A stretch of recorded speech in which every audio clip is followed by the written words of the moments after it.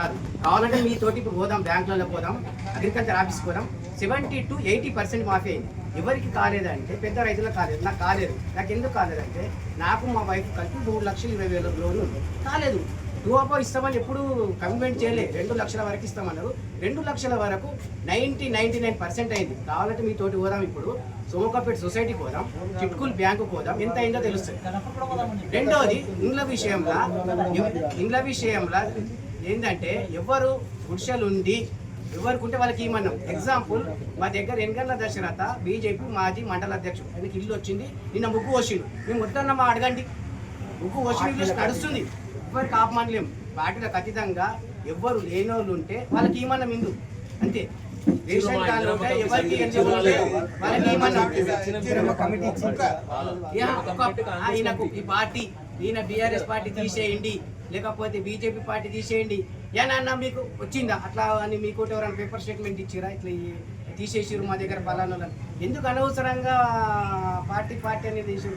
రాజన్న నూట మేము ఇన్వైట్ చేసినాం, ఏంది పాలాభిషేకం చేద్దామని, లేకపోతే మిగతా ప్రోటోకాల్ విషయం అసలు మేము ఇబ్బంది పెట్టలేకపోతే అనవసరంగా రాజార్థం చేసి మేడం నీళ్లు మీరే కాంగ్రెస్ కార్యకర్తలకు ఇచ్చింది ఇంట్లో అని అంటారు. ఇప్పుడు సిల్చెట్టు మండలనే ఉదాహరణ తీసుకుందాం. ఏ కార్యకర్త బీజేపీ కార్యకర్తకు రాలేదా, టీఆర్ఎస్ కార్యకర్తకు రాలేదా, బీఆర్ఎస్ కార్యకర్తకు ఎవరికి? ఇప్పుడు మా విలేజ్లో 16 ఇండ్లు, విలేజ్లో చండూరు విలేజ్లో 16 ఇండ్లు మంజూరు అయితే ఏ వాళ్ళ పార్టీకి ఇచ్చినాకనే మనం వాటికి తీసుకున్నాం. కానీ ఏదో ఒక్కదానికి ఇష్టం వచ్చినట్టు ముక్కు పోచి వాళ్ళు కాంగ్రెస్ వాళ్ళే తీసుకుంటున్నారు. కాంగ్రెస్ నీ లొల్లి నీ దగ్గర ఎట్లాంటి వర్కర్స్ కార్యకర్తలు తయారైనంటే నీకు అనుభవం, నీ ఎంబడి నేను కూడా 25-26 సంవత్సరాలు తిరిగిన. నువ్వు చెప్పు, నిన్ను తిట్టిన వాళ్ళు ఎంబడే నువ్వు బలపరుస్తున్నావు అంటే నీకు ఎంత రాజకీయ అనుభవమో. నువ్వు వేస్ట్గా పనిచేయవని నా అభిప్రాయం. నీ 25 ఏళ్ళ రాజకీయం కూడా నువ్వు వేస్తే నువ్వు ఏం అర్థం చేసుకున్నావు?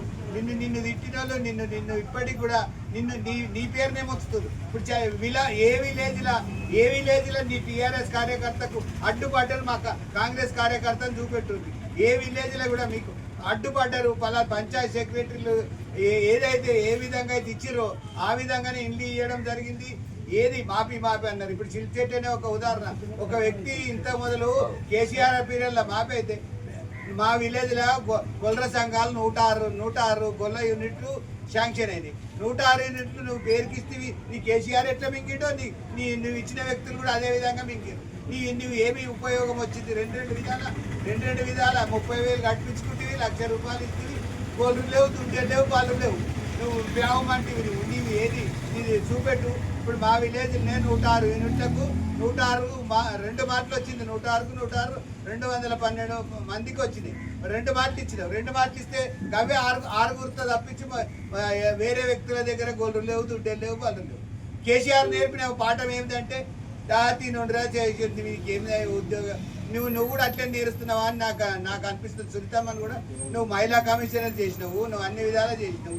నీకు అనుభవం ఎట్లుండాలి? కలెక్టర్ కూడా పార్షియాలిటీ చూపెడుతున్నానని నీ నోటికి ఎట్లా వచ్చింది? ఇప్పుడు విశ్వంబర్ పంతులు చెప్పినట్టు నువ్వు ఏడ మాట్లాడాలి, అసెంబ్లీలో మాట్లాడి ఇగో ఇట్లా చేస్తున్నారు తాలూకాల ఇట్లా ఈ విధంగానే ఎత్తి చూపెట్టి దాన్ని ప్రశ్నించినామంటే అర్థం ఏమున్నది? మంచి కలెక్టర్ జాబ్ చేసి ఉద్యోగం అందరిని ఒకేతో చూసే కలెక్టర్ను నువ్వు ఇట్లా మాట్లాడితే ఆయన జిల్లాకు కింగు. నువ్వు మా కాళీ తాలూకు నర్సాపూర్ కింగ్ కావచ్చు, కానీ ఆయన జిల్లా కింగు.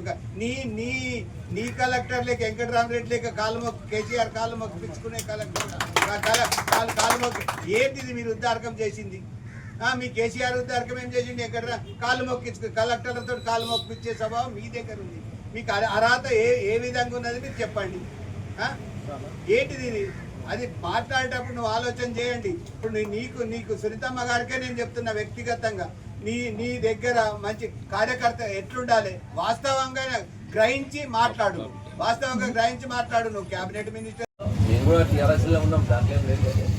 అప్పుడు ఎన్ని రేషన్ కార్డులు ఇచ్చినాం? రేషన్ కార్డులు ఇవ్వలేదు, ఇండ్లు ఇవ్వలేదు. అప్పుల మాఫీ జరిగితే ఒక విడత 5 సంవత్సరాల 4 సార్లు అప్పు మాఫీ చేసారు. అది ఇవ్వలి కూడా ఒక రైతు కూడా ₹1 కూడా ఇంటికి రాలేదు. బ్యాంక్ ఇంట్రెస్ట్ తప్ప. బ్యాంకులు బాగుపడ్డాయి కానీ కేసీఆర్ పీరియడ్లో రైతులకు మాత్రం లాభం జరగలేదు. అప్పుల మాఫీలో రైతు బంధు అంటే అప్పులు పోయింది కాబట్టి రైతు బంధు వేయడంలో లేట్ అయింది. ఈ సంవత్సరం సకాలంలో రైతు బంధు నిన్న కలెక్టర్ గారు చెప్పారు. ఎప్పుడు కూడా కలెక్టర్ గారు చాలా బాగా ఒక మంత్రి కంటే ఎక్కువ కూడా బాగా చెప్పాడు, చాలా బాగా చెప్పాడు ప్రభుత్వ కార్యక్రమాలు. నేను ఎమ్మెల్యే గారు అప్పుల మాఫీ 35 నుంచి 40% కూడా మాఫీ కాలేదని ఒక ఆరోపణ చేశారు. మరి ఏ గ్రామానికైనా ఆమె వస్తే మేము ఛాలెంజ్ చేస్తున్నాం, చూపిస్తాం. 80% అప్పులు క్లియర్ అయింది. మన సొసైటీలో 999 మంది సభ్యులు అప్పు ఉన్నారు మన సోమక్కపేట పిఎస్సిఎస్లో. దాంట్లో 758 మందికి అప్పు పూర్తిగా మాఫీ అయిపోయింది. ఒక 25 మందికి టెక్నికల్ ప్రాబ్లం తోటి అప్పు మాఫీ కాలేదు. మిగతా వాళ్ళు 45 మంది ఏమో మా సొసైటీలోనే 2 లక్షల పైన అప్పు ఉన్నారు. మిగతా దాదాపు 200 మంది ఏపీజీపీ సోమక్కపేట పిఎస్ఎస్ కలిపి 2 లక్షల పైన అప్పు ఉన్నారు. ఇది అప్పుల మాఫీ ఎంతవరకు అయింది, ఎంత కాలేదు అనేది మరి ఏ గ్రామానికి వచ్చినా ఎమ్మెల్యే గారితో ఛాలెంజ్ చేస్తూ ఉన్నాం. మీరు వస్తే మన ఇదివరకు రామదాస్గూడలో ఇదే విషయం ఆమె తీసింది, ఒక ప్రోగ్రాంలో వచ్చి తీస్తే అక్కడ మా కార్యకర్తలు పట్టుకున్నారు. ఆ రోజు పట్టుకొని అమ్మ రా, మరి నువ్వు మా అప్పు మాపు కాలేదంటున్నావా, రా ఆఫీస్ కాడ కూర్చుంటావా, ఇల్లు తిరుగుదామా నడుపు అంటే సపరేట్గా ఆయన కార్లో కూర్చొని ఇల్లు వచ్చింది ఇదివరకు. మరి దయచేసి నిరాధారమైనటువంటి ఆరోపణలు చేయదు. ఏదైనా ఉంటే నిజం ఉంటే మాట్లాడు. ఒక్క ఇల్లు ఇవ్వలేను, నువ్వు కూడా 5 ఏళ్ళు మరి కార్పొరేషన్ చైర్మన్ చేసినావు, ఒక్క ఇల్లు కూడా ఇవ్వలే కదా. మరి ఒక రేషన్ కార్డు ఇవ్వలే, మరి ఇవాళ వచ్చి నువ్వు మాట్లాడుతుంటే ఎట్లా? ఇచ్చిన దానికి మాట్లాడుతున్నావు వచ్చి. అసలు నీకు మాట్లాడే అర్హతనే లేదు. నువ్వు అసలు ఒక రేషన్ 5 సంవత్సరాలు నువ్వు కార్పొరేషన్ చైర్మన్ చేసి ఒక రేషన్ కార్డు ఇవ్వలేదు, ఒక ఇల్లు ఇవ్వలేదు, అది మాట్లాడాలి. కానీ నువ్వు ఇప్పుడు వచ్చి మరి ఇచ్చిన వాళ్ళతో వచ్చి మాట్లాడితే నీకు ఏమర్థం ఉన్నది? అప్పుల మాఫీ విషయంలో మాట్లాడింది పూర్తిగా అబద్ధం. ఇక ఆర్టీసీ బస్ అనేది, మరి ఆర్టీసీ బస్ అనేది కాంగ్రెస్ ప్రభుత్వం వచ్చినాక బంద్ అయిందా? మరి గత బీఆర్ఎస్ ప్రభుత్వంలో బంద్ అయిందా? అప్పుడు ఉన్నావు కదా నువ్వు బీఆర్ఎస్లనే, మరి ఉన్నదాన్ని మరి అప్పుడు బస్సు ఎందుకు వేపియలే? ఇవాళ బస్సు వేయలేదు, కౌడిపల్లి బస్సు బంద్ అయింది, బస్సు బంద్ అయింది అంటున్నావు. అప్పుడు నీకు వందల సార్లు చెప్పినాం కదా, మరి నీవు ఎందుకు బస్సు వేపియలే?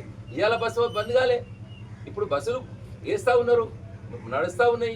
ఆ రోడ్లో ఆ కొద్దిగా రోడ్డు బాగలేదని ఇచ్చారు, కొత్త బస్సు రాగానే అది కూడా ఇస్తేందుకు మనం డిఎం గారు కూడా ఒప్పుకున్నారు. విద్యార్థుల గురించి ఒకటి నేను మాట్లాడగా నువ్వు మాట్లాడు. గత 10 సంవత్సరాల పాలనలో పావులా వడ్డీ చెక్ అనేది ఒక్క రోజు కూడా ఇవ్వలే మహిళా సంఘాలకు. ఇది వాస్తవం, మీ అందరికీ తెలుసు, ఆమె కూడా తెలుసు. మరి ఆమె ఒక మహిళా కార్పొరేషన్ చైర్మన్, మరి ఎన్ని కోట్ల రూపాయలు ఆమె జమాన్ల మరి మహిళా సంఘాలకు ఇచ్చారు. ఇవాళ మహిళా సంఘాలకు 2 విడతలు ఇచ్చారు. కలెక్టర్ గారు క్లియర్గా చెప్పారు, ఏ నెల నుంచి ఏ నెల వరకు ఎన్ని ఇచ్చారు, ఈ నెల వరకు ఈ నెలకి ఇచ్చారు. మరి నువ్వు ఇచ్చిన వాళ్ళతో ఇచ్చిందనే మాట్లాడితే ఇవ్వండి, నువ్వు ఇవ్వనప్పుడు ఏం మాట్లాడినావు? మరి నువ్వు పార్టీలో ఉంటే ఒక మాట కూడా మాట్లాడలేదే అన్నాడు. మరి ఇవ్వకపోతే పావులా వడ్డీ చెక్, మరి కాంగ్రెస్ ఉన్నప్పుడు ఆమె ఎన్ని చెక్కులు పంచింది? కాంగ్రెస్లో మంత్రి ఉండి ఎన్నిసార్లు చెక్కులు పంచింది? మరి ఇప్పుడు చెక్కులు వంచినాక మరి ఇంకా చెప్తావు నువ్వు. ఎంత మహిళా గ్రూపులకి ఇవాళ ఆర్టీసీ బస్సులు ఇస్తున్నారు, పెట్రోల్ పంపులు ఇస్తున్నారు. నీకు మహిళలను పైకి తీసుకోవడానికి కలెక్టర్ గారు కూడా ఎన్ని చెప్పిండి నాకు, మహిళలు కూడా ఇన్ని రకాలు ఇస్తున్నారు. రేషన్ కార్డులు కూడా గత 10 ఏళ్ళలో రేషన్ కార్డులు ఇవ్వలేదు. ఇప్పుడు మన మండల సరే ఎన్ని కార్డులు వచ్చినా చాలా 93 కార్డులు కొత్త వచ్చినాయి. యాడింగ్ కూడా 1100-1200 మంది యాడింగ్ అయ్యారు, మెంబర్ యాడింగ్. అంటే సన్న బియ్యం అనేది కార్యక్రమం నడుస్తూనే ఉన్నది. అది కానీ ఆమె ఆరోపణలు, ఆమె కార్డులు ఇవ్వలేదు, అందరికి వస్తలేవు అంటే ప్రజాపాలన దరఖాస్తు పెట్టుకున్న వాళ్ళు కూడా మీ సేవల దరఖాస్తు పెట్టుకుంటే వస్తాయని చెప్పి గత 3 నెలల నుంచి తహసీల్దార్ ఆఫీస్ నుంచి చెప్తా ఉన్నారు. మీ సేవలు పెట్టుకున్న అందరు దాదాపు సరే అయితే కొన్ని రిజెక్ట్ కావచ్చు, 90% యాక్సెప్ట్ అయినవి కార్డులు వచ్చినాయి. దీనికి అనవసరంగా ఇది లేదు అది లేదు ఇది ఇచ్చిన వాటికి వచ్చేప్పుడు ఏంది? ఇంకా ఒకటి ఏందో ఏమో కానీ మా రాజిరెడ్డి గారు ఇన్ఛార్జ్ గారు చూడంగానే ఆమెకు మొత్తం ఇదైపోతున్నది, మరి ఫ్రస్ట్రేషన్లోకి వెళ్ళిపోతున్నది పూర్తిగా. కాంగ్రెస్ ప్రభుత్వం ఉంది, కాంగ్రెస్ పార్టీ ఇన్ఛార్జ్ ఉన్నాడు, ఆయనతో ఎమ్మెల్యేకి పోటీ చేసిండు, అతి తక్కువలో ఓడిపోయాడు, రేపు గెలవవేల ఎమ్మెల్యే. దానికి నువ్వు ఇప్పటి నుంచే ఆయన చూస్తేనే భయపడుతున్నావు నువ్వు. మరి అది ఎందుకు భయపడుతున్నావు అది నీకే తెలియాలి. కాబట్టి దయచేసి ఆమె ఇంకా ఒకటి చెప్పింది, మేము ఇట్లా పార్టీ కార్యక్రమాలు, మేము పార్టీ కార్యక్రమం కాదు, రేవంత్ రెడ్డి గారు ముఖ్యమంత్రి, ప్రభుత్వంలో ఒక ముఖ్యమంత్రి, ఆయనకు పాలాభిషేకం చేసినాం. మీరు కూడా చేయాలి అవసరం అనుకుంటే, ఎందుకంటే మీ ప్రభుత్వ కార్యక్రమం రేషన్ కార్డులు ఇచ్చారు, మంచి కార్యక్రమాలు చేస్తారు, పాలాభిషేకం చేసారు. దానికి పార్టీ కార్యక్రమం చేసుకోకపోయిందంటే ఆయన పార్టీ నుండి చేస్తుండ్రు, నువ్వు కూడా ముఖ్యమంత్రి అని చేస్తే చెయ్యి, తప్పేం లేదు కదా. నేను ముఖ్యమంత్రి వాడు మాట్లాడిన దవాఖానలో కలిసి ఇక్కడ కలిసిన మాట్లాడినట్టే మాట్లాడిన అందరూ కూడా మాట్లాడచ్చు. ముఖ్యమంత్రి అందరూ మాట్లాడుతుంది. మేము ఇట్లా చేస్తే ఆలస్యం అనుకుంటున్నారు, మమ్మల్ని ఏదో తక్కువ అనుకుంటున్నారు అంటే ఏం ఎక్కువ చేస్తావు చెయ్యి, అది కూడా చూస్తాం. గ్రామాల్లో ఏ పార్టీ లేకుండా గుడిసెన్నోళ్ళకు ఇన్ని సంవత్సరాలు ఎక్కడ కూడా జరగలే న్యాయం. నిజంగా గుడిసెన్నోళ్ళకి వాళ్ళు ఇల్లు ఇచ్చినాం. వాస్తవం పోదాం ఏ ఊరికైనా సరే. మా గ్రామంలో టీఆర్ఎస్ వాళ్ళకి ఇచ్చిరాలంటారు, పోదాం. టీఆర్ఎస్ లో కూడా మేము 8 ఇళ్ళల్లో 2 ఇళ్ళు టీఆర్ఎస్ కార్యకర్తలకి ఇచ్చినాం, పోదాం చూపిస్తాం. ప్రతి గ్రామాల్లో ఇచ్చినాం. మేము పక్షపాతం వహించలేదు. నువ్వు పక్షపాతం మాట్లాడుతావు, నువ్వు అన్ని మాట్లాడతావు. ఇప్పుడు నీ ఇల్లు రాలే, మంజూరు రాలే, ఊళ్ళలో లిస్ట్ పంపినావు.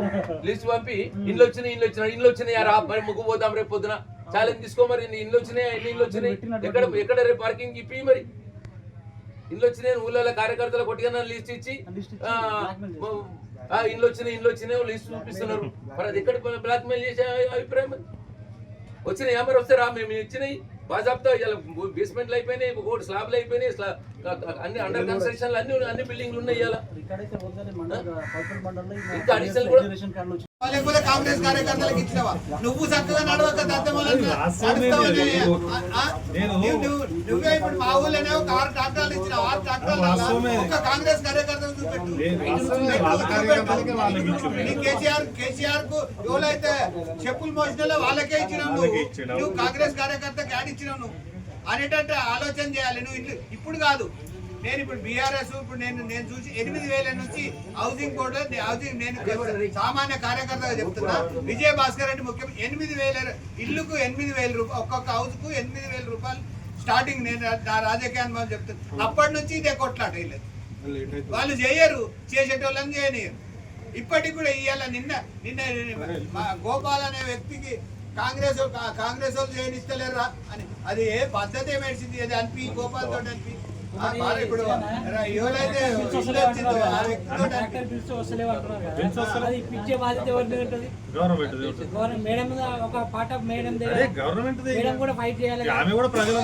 ప్రస్తావన తెచ్చి మామూలు ఇప్పుడు ఆఫీసర్ మాట్లాడాలి కదా. ఇది కూడా రాజధాని చేయమని చెప్పండి, రాజధానితో చెప్పిందా డాక్టర్ బిల్డింగ్ పెట్టుకోవడం. ఆమె కూడా ప్రజల మనిషి కాబట్టి సపోర్ట్ చేయాలి. గవర్నమెంట్ అడగాలి కదా. రాజధాని చెప్పి రాజధానితో చెప్పిస్తాను ఈ పని కూడా.